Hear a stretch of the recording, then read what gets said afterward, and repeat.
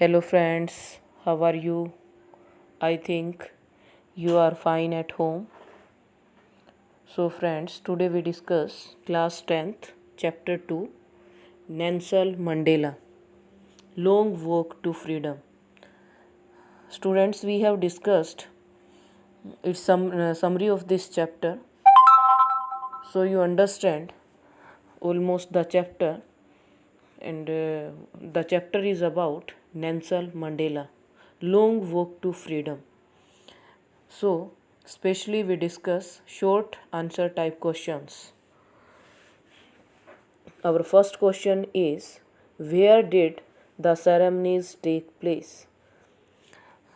Inauguration ceremony की बात की जा रही है लॉन्ग वॉक टू फ्रीडम में। नेल्सन मंडेला जब फर्स्ट प्राइम प्रेसिडेंट बने थे तो उस टाइम उन्होंने जो लंबी यात्रा सहन की या दुखों की जो लंबी यात्रा झेली फ्रीडम के लिए, ब्लैक लोगों को फ्रीडम दिलाने के लिए, तो तब एक सेरेमनी का आयोजन किया गया था, एक सेरेमनी गठित की गई थी। तो उसी सेरेमनी की बात की जा रही है कि वो कहाँ हुई थी। Where did the ceremonies take place? Ceremony कहाँ आयोजित की गई थी? Can you name any public buildings in India? क्या इंडिया में भी इस तरह की बिल्डिंग्स है जिसमें सेरेमनी हुई थी? That are made of sandstone, जो सैंडस्टोन की बनी हुई हैं। The ceremonies took place in the sandstone amphitheater formed by the Union Buildings in Pretoria. ये सेरेमनी प्रिटोरिया में हुई थी, सैंडस्टोन बिल्डिंग्स थी, एम्फी थिएटर होता है रंगशाला, तो एक रंगशाला में हुई थी, यूनियन बिल्डिंग्स के द्वारा इसको बनाया गया था इन प्रिटोरिया के अंदर। In Delhi, red fort, Qutub Minar, Jama Masjid and parliament house are some examples of such buildings. तो ये कई सारे एग्जाम्पल्स दिए गए हैं जो बिल्डिंग्स दिल्ली में हैं, और इसी तरह की ये बिल्डिंग्स हैं, उनके एग्जाम्पल्स इसमें दिए गए हैं। Now next question, can you say how May 10th is an autumn day in South Africa? तो क्या तुम क्या कह सकते हो कि जो 10th में है वो ऑटम डे था साउथ अफ्रीका के लिए?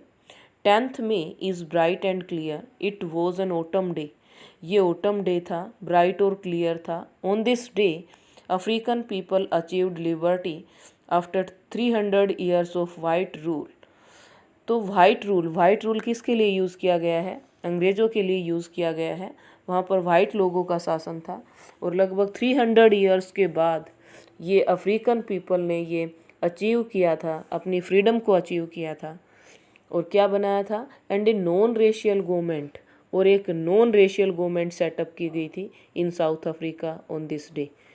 साउथ अफ्रीका में इस दिन एक नॉन रेशियल गवर्नमेंट, जिसमें किसी रेस को, किसी जाति को कोई प्रधानता नहीं दी गई थी, सभी जाति इक्वल थी, इस तरह की गवर्नमेंट वहाँ पर बनाई गई थी।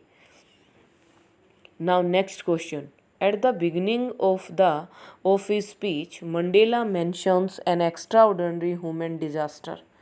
स्टार्टिंग में जब वो स्पीच देता है, इनॉग्रेशन सेरेमनी में जब मंडेला ने स्पीच दिया तो एक एक्स्ट्रा ऑर्डिनरी ह्यूमन डिजास्टर की बात की गई थी। What does he mean by this?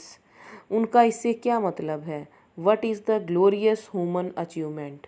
और वो शानदार, मार्वलस एक ह्यूमन अचीवमेंट थी, वो ह्यूमन अचीवमेंट क्या थी?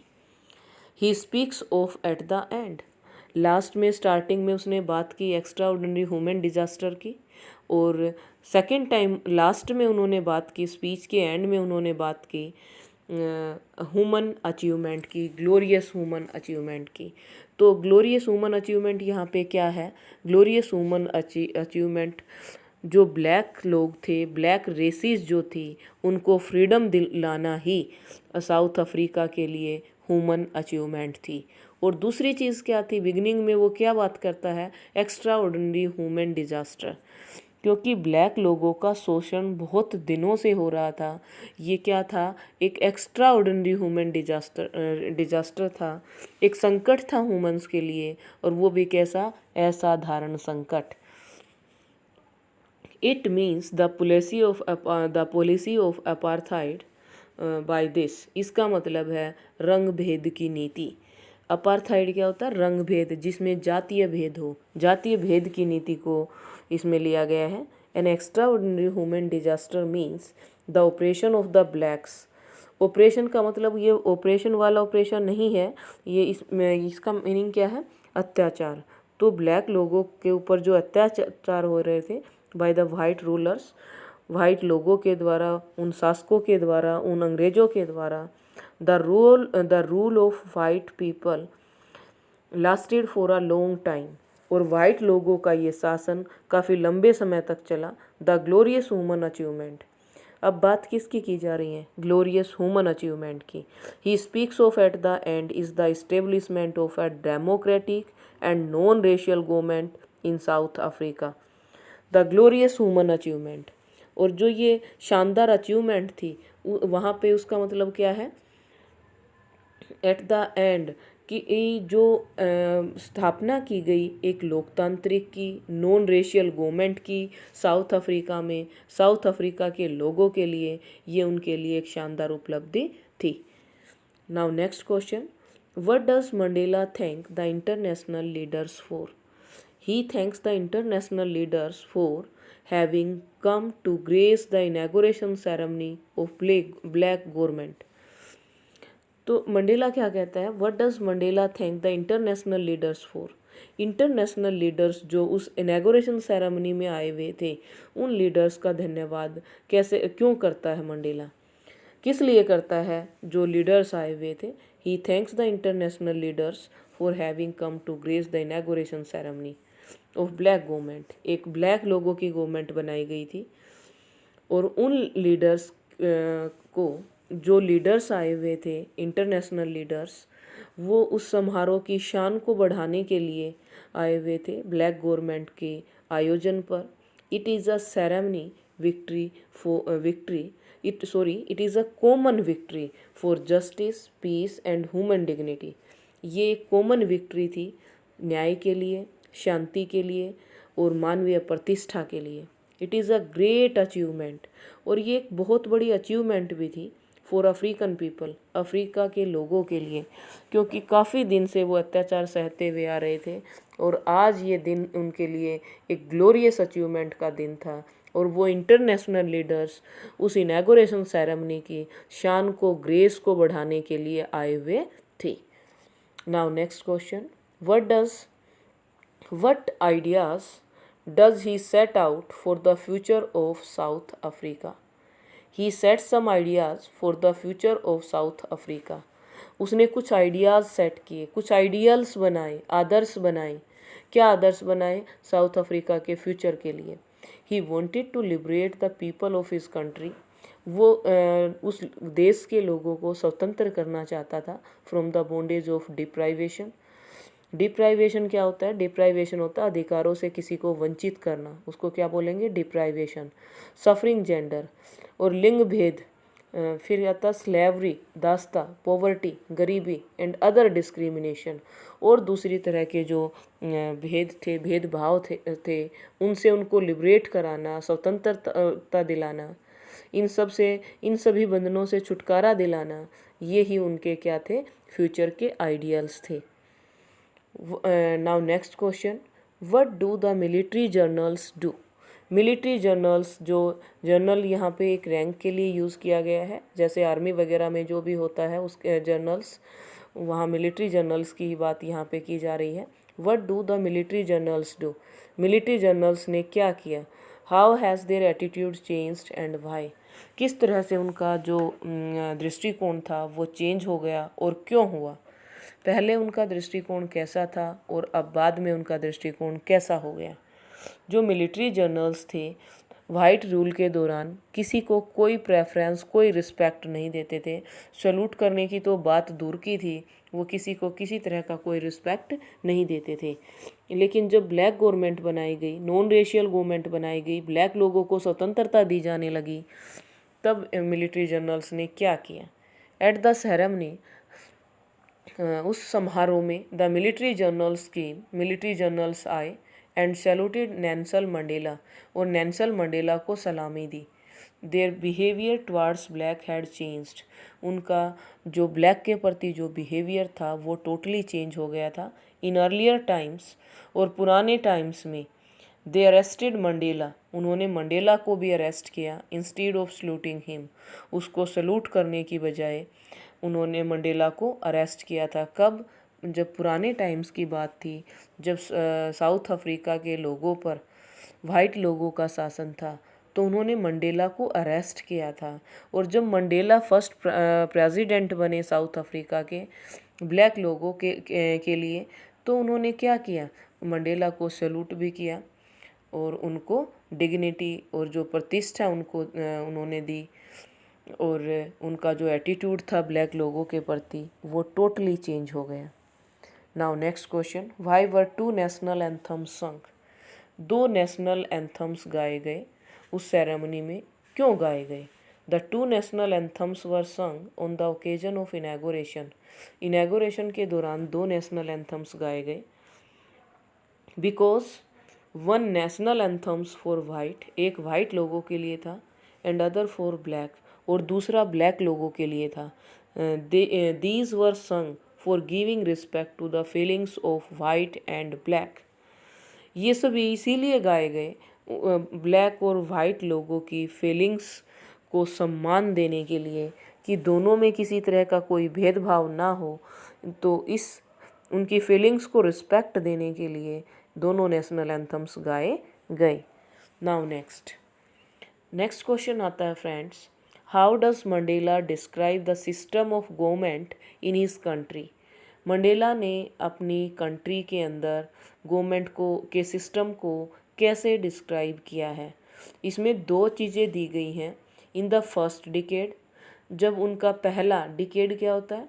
इज इक्वल टू 10 ईयर्स, तो फर्स्ट जो डिकेड था उसमें गवर्नमेंट कैसी थी, किस तरह का उनका बिहेवियर था, लोगों को कैसे ट्रीट किया जाता था।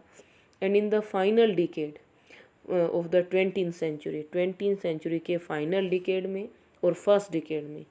Now we discuss the first decade.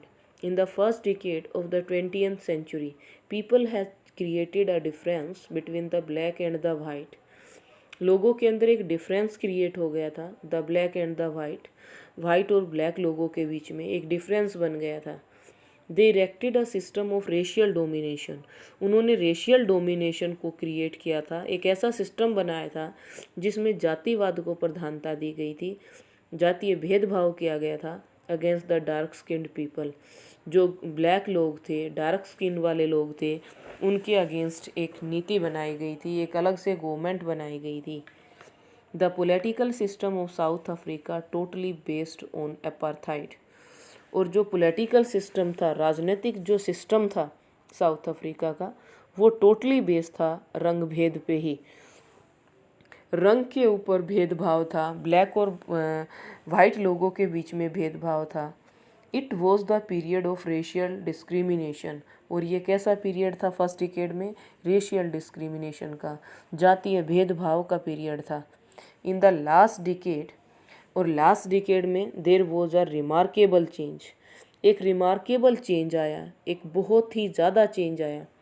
It was replaced with a system, इसको रिप्लेस किया गया इस सिस्टम को, that had been based on equality and freedom for all, जो सब के लिए समानता और स्वतंत्रता के ऊपर आधारित था। एक ऐसे सिस्टम में इसको कन्वर्ट किया गया, इसको एक ऐसे सिस्टम की जगह पे रिप्लेस किया गया जहाँ सभी लोगों को स्वतंत्रता और सभी लोगों को समानता दी गई। Now next question, what does courage mean to Mandela, Mandela के अनुसार करेज क्या है? मंडेला ने करेज की, साहस की एक डेफिनेशन दी है। मंडेला ये नहीं कहता कि किसी काम को करने से किसी काम को करते हुए डरना या किसी काम को करते हुए न डरना ही साहस है, वो ये नहीं कहते। मंडेला क्या कहता है? Mandela means that courage is not the absence of fear, Mandela का मतलब ये नहीं है कि फियर की एब्सेंस होना या भय की अनुपस्थिति होना, but it is the victory और ट्रायम्फ ओवर इट, लेकिन ये एक विक्ट्री है, ये एक विजय है, और एक किसके ऊपर? ओवर इट, ओवर इट का मतलब भय के ऊपर विजय पाना ही करेज है। The brave man is not he, brave व्यक्ति वो नहीं होता who does not feel afraid, जो भय फील करे, जो भय फील ना करे, वो ब्रेव व्यक्ति नहीं होता। बट द वन, लेकिन वो होता है हु कंकर्स दैट फियर, जिस काम को करने में जो भय लगता है और उस भय के ऊपर काबू पाना, उस भय को कंट्रोल में करना ही करेज है। मंडेला के अनुसार करेज क्या है? जो काम करते हुए हमें जो भय लगता है उस फियर को निकाल देना ही, to control the fear, to triumph the fear, उस भय पे विजय पाना ही क्या है? उस भय पे विजय पाना ही करेज है। फिर कहता है इन अदर वर्ड्स, दूसरे शब्दों में हम ये भी कह सकते हैं courage is to risk and give one's life for an idea. Courage is to risk, courage का मतलब क्या है? रिस्क लेना और किसी को एक ज़िंदगी देना, किसी भी आइडिया के लिए, किसी भी विचार के लिए उसको जीवन देना ही क्या है? करेज है। Which does, next question, now next question, which does he think is natural to love or to hate? Which does, Mandela के according, he think it is natural, वो क्या सोचता है कि नेचुरल क्या है? मंडेला के अनुसार कौन सी चीज़ नेचुरल है? टू लव, लव करना, और टू हेट, और हेट करना। According to Mandela love is natural, love क्या है? नेचुरल है, because man is not born to hate others, क्योंकि मनुष्य जो है वो हेट करने के लिए, दूसरे लोगों को हेट करने के लिए पैदा नहीं हुआ, उसका जन्म हेट करने के लिए नहीं है। इट कम्स मोर नेचुरली, लेकिन ये हेट की जो फीलिंग्स है वो अपने आप नेचुरली आ जाती है ह्यूमन हार्ट के अंदर, देन इट्स ओपोनेंट, जो उसका विरोधी है उसके प्रति खुद उसमें हेट की भावना आ जाती है। He is taught to hate others for any reasons, उसको सिखाया जाता है हेट करना दूसरों से, फॉर एनी रीजन्स, किसी भी रीजन्स के लिए उसे दूसरों को हेट करना सिखाया जाता है। यहाँ पे मंडेला ये कहना चाहता है इस क्वेश्चन के थ्रू कि अगर किसी के अंदर लव की फीलिंग्स है तो हेट की फीलिंग्स भी ज़रूर होगी, तो ये नेचुरल है। Now next question, what twin obligations does Mandela mention? कौन कौन सी ओब्लिगेशंस मंडेला मेंशन करता है? Mandela says that every person has twin obligations, हर व्यक्ति के लिए दो जिम्मेदारियां हैं। कौन कौन सी? The first obligation is to his family, his parents and his wife and children. पहली है उसके अपनी फैमिली के प्रति, जिसमें उसके पेरेंट्स, उसकी वाइफ और उसके बच्चे शामिल हैं। Second obligations is to his community and his country, दूसरी जो रिस्पॉन्सिबिलिटी है, जो जिम्मेदारी है, वो समुदाय के प्रति और देश के लिए है। तो मंडेला ने ये 2 ओब्लिगेशंस मेंशन की हैं, and it is very important questions, obligations and the definition of courage according to Mandela, and what ideals does he set. These are the very important questions of this chapter. So friends, I think you like this video and you understand fully through this video. Thank you for watching this.